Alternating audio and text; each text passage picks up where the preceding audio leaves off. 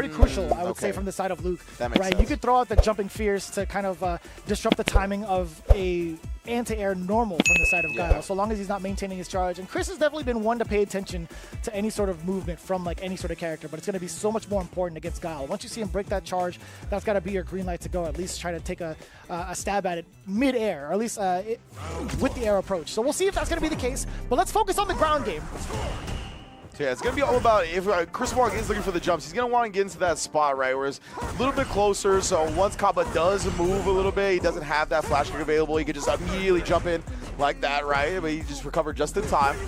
Chris Wong now has the corner control. Ooh.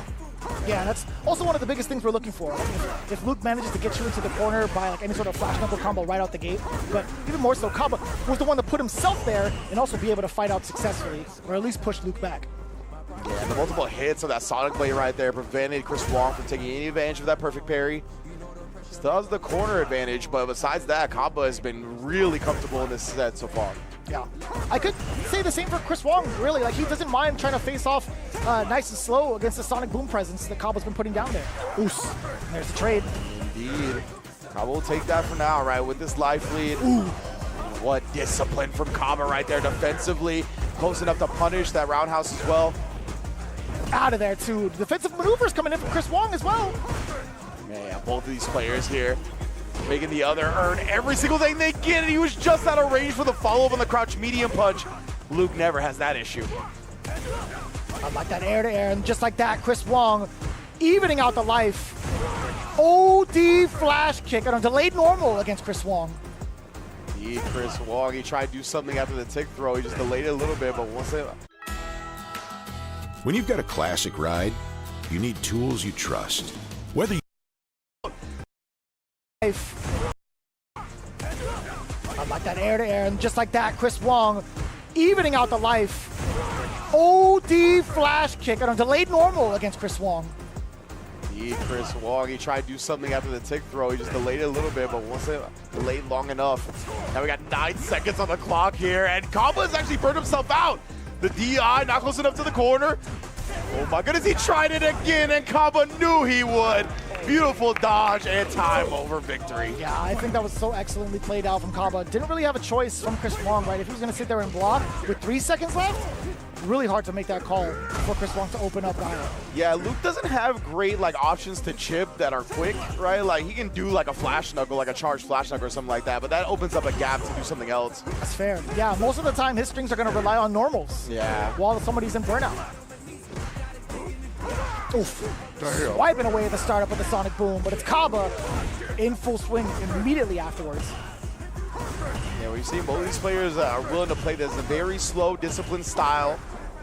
Worked out for Caba in the first game, and again, in this position where he's got the advantage, makes Chris Wong burn the OD to deal with the projectile. This is a good spot for him to be in because he's got the drive gauge advantage as well. Even up close, so reluctant is Chris Wong to even try to throw out a normal. But he does actually clip, but no big conversion. That was a counter hit, crouch medium. Great block on the delayed overhead. Punish counter now. We'll take it. We'll absolutely take it. The life differential now, life lead for Chris Wong.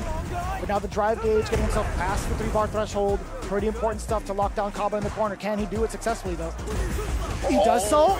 Spend the rest of it. Crouching heavy. Gonna get the rest of that flash knuckle. Not gonna be enough to kill. Has to set up a safe jump. No way. Yeah, it looked like he went with a delayed option after the safe jump, and Caba just waking up with a jab. Beat the attempt, and now Chris Wong is in huge danger. You could get chipped out for death. And that's why Caba didn't go in, right? He's like, I'm just gonna make you deal with these booms. You still got a long way to go on this burnout. No way! He tried to sell the blade, but you do have a hurt box that's extended down below. Low medium kick, brushing past the projectile. Chris Wong on the board. That was precision from Chris Wong. My goodness, what a way to tie this one up. You're like big chilling for a second. You saw from Chris Wong. Yeah, a lot of these Sonic blades are going to be checked from Chris Wong. Oh! An error. He committed to the flash knuckle. Big error. Oh! That was raw. There was no counter hit behind it. He just hit Caba raw. Legit, after the perfect parry on the blade.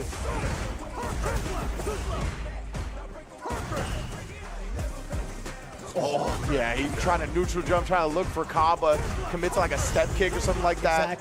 Exactly that, right? He didn't even have the charge for it, so that was actually an excellent choice for Wong, just to neutral jump in front of him. Maybe tease a little bit. Yeah. Entice Caba into doing something. And again! Another big perfect parry and then checked afterwards. That was hella meaty, by the way. The screen was shaking. It was plus. Puts himself into burnout, though. Chris Wong, 2 bars to his name, trying to keep control against Caba. And he does so.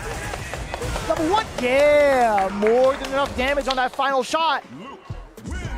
Chris Wong doing a great job of nullifying a lot of the Sonic Boom game, whether it was with perfect parries into stuffing the next pressure.